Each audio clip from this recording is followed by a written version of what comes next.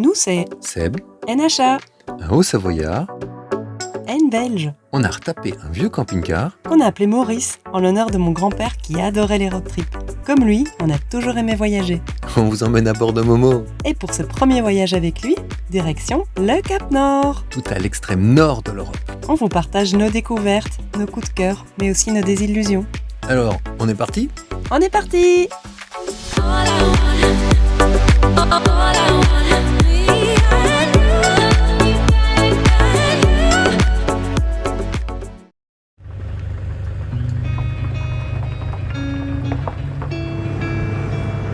Ça y est, c'est le grand jour. On n'est pas prêt! De toute façon, on ne le saura jamais, alors on se lance. On veut tester notre camping-car pour savoir s'il va tenir la route sur une longue distance. Et nous aussi d'ailleurs, Seb part déjà avec un gros torticolis. Mais ça ne gâche en rien notre enthousiasme.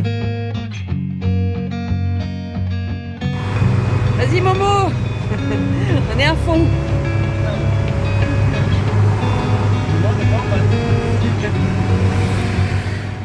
Et oui, notre Maurice ne roule pas bien vite. Il s'agit d'un Iveco de 1991, 60 000 km au compteur lorsqu'on l'a acheté.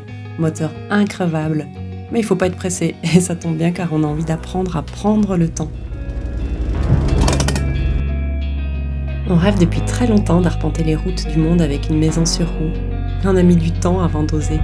Il aura fallu passer par des moments de vie un peu plus compliqués pour nous décider à nous lancer et à vivre notre meilleure vie.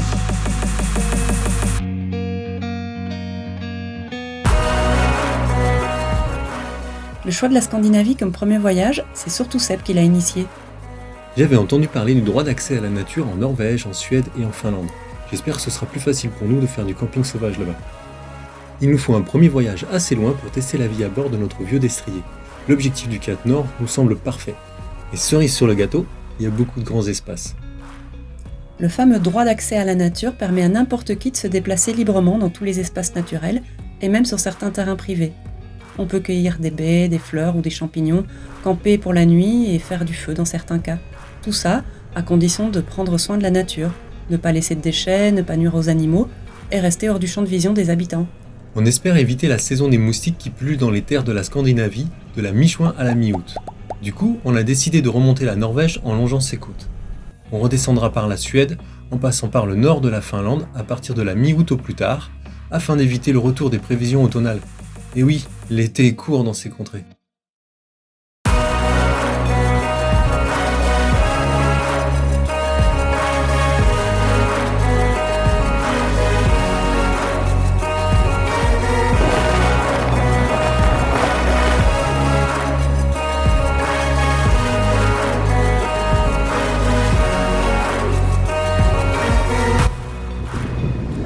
Coucou à tous!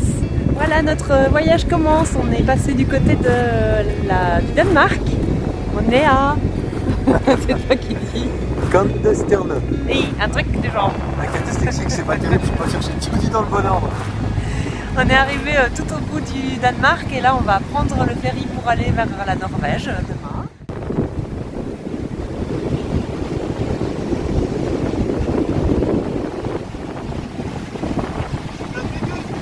Ah ouais!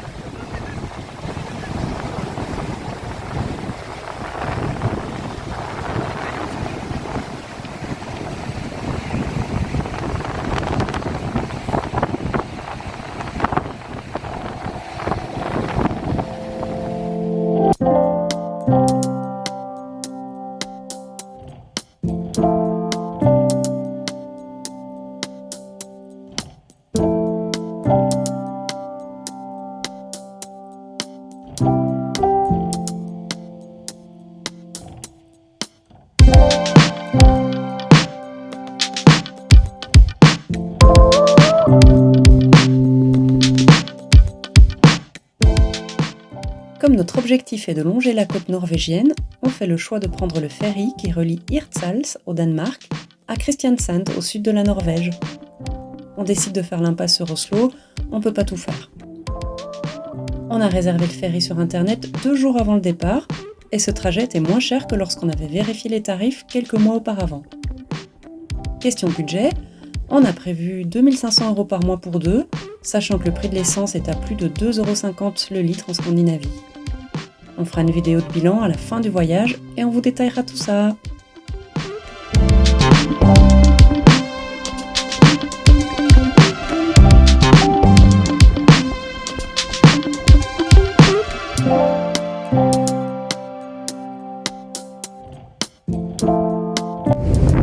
Et nous voilà à bord de notre premier ferry en provenance du Danemark, direction la Norvège.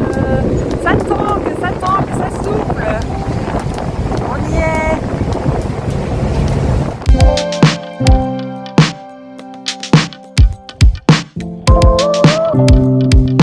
Good evening, Norway.